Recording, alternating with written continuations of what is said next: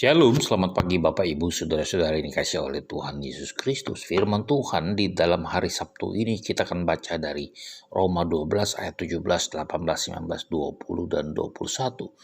Demikian bunyi firman Tuhan, janganlah membalas kejahatan dengan kejahatan, lakukanlah apa yang baik bagi semua orang. Sedapat-dapatnya kalau hal itu bergantung padamu, hiduplah dalam perdamaian dengan semua orang. Saudara-saudaraku yang kekasih, janganlah kamu sendiri menuntut pembalasan, tetapi berilah tempat kepada murka Allah, sebab ada tertulis, pembalasan itu adalah hakku, akulah yang menuntut pembalasan, firman Tuhan. Tetapi jika seterumu lapar, berilah dia makan. Jika ia haus, berilah dia minum. Dengan demikian, kamu menumpukan bara api di atas kepalanya. Janganlah kamu kalah terhadap kejahatan, tetapi kalahkanlah kejahatan dengan kebaikan. Nah, saudara yang kasih oleh Tuhan Yesus Kristus, ketika kita disakiti, ketika kita dilukai, bahkan ketika kita dimusuhi, hal yang harus kita lakukan adalah menyerahkan semua permasalahan kita kepada Tuhan. Dan kita harus mengizinkan Tuhan sendiri yang bertindak menangani masalah kita. Percayalah bahwa Tuhan punya cara dan waktu yang sesuai dengan kehendaknya sendiri. Sebaliknya saudara, kalau kita sendiri yang melakukan pembalasan dendam, hanya akan menyebabkan kita menjadi gelisah, kita menjadi kalut, kita menjadi stres, bahkan damai sejahtera menjadi hilang saudara. Sukacita hilang dan sebagainya. Menjadi pembenci dan pembalas dendam hanya akan membuat diri kita menjadi sengsara saudara. Segala sesuatu yang kamu kehendaki supaya orang perbuat kepadamu, perbuatlah demikian juga kepada mereka.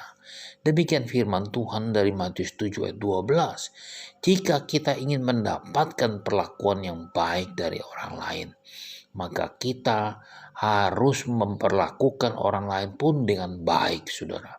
Sebaliknya, jika kita tidak ingin dilukai oleh orang lain, jangan sekali-kali kita juga melukai orang lain. Di dalam setiap kesempatan, kita harus selalu menyatakan kebaikan dan kemurahan kepada orang lain. Sehingga kebaikan dan kemurahan pula yang akan kita terima sebagai balasannya, saudara. Jika seterumu lapar, berilah dia makan. Jika seterumu haus, berilah dia minum. Demikian Roma 12 ayat 20. Seringkali tindakan membalas dendam terhadap orang lain itu bukan menguntungkan kita, saudara, tetapi justru menjadi bumerang bagi diri kita sendiri. Itu pula yang terjadi yang dialami oleh Haman di dalam kitab Ester 5 ayat 9-14. Seorang pembesar dalam pemerintahan Persia yang begitu benci terhadap orang-orang Yahudi. Ketika melihat Mordekai tidak menghormatinya, sangat panaslah hati Haman kepada Mordekai. Itu menunjukkan bahwa Haman itu gila hormat, saudara. Karena merasa tidak dihormati, hati Haman pun dipenuhi kebencian dan amarah terhadap Mordekai dan berusaha membalas dendam.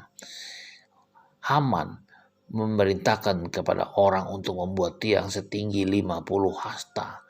Nah, saudara, satu hasta itu 45 cm, berarti tingginya 50 kali 45 cm adalah 225 cm dengan tujuan untuk menyulah Mordekai.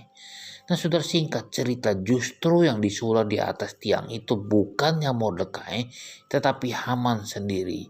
Seperti dikatakan di dalam Ester 7 ayat 10. Kemudian Haman disulahkan pada tiang yang didirikannya untuk Mordekai. Oleh karena itu, saudara, jangan menyimpan dendam terhadap orang lain. Sebaliknya, kita harus membalas kejahatan dengan kebaikan. Sebab segala sesuatunya adalah milik Tuhan. Biarlah Tuhan sendiri yang melakukan segala sesuatu untuk kita.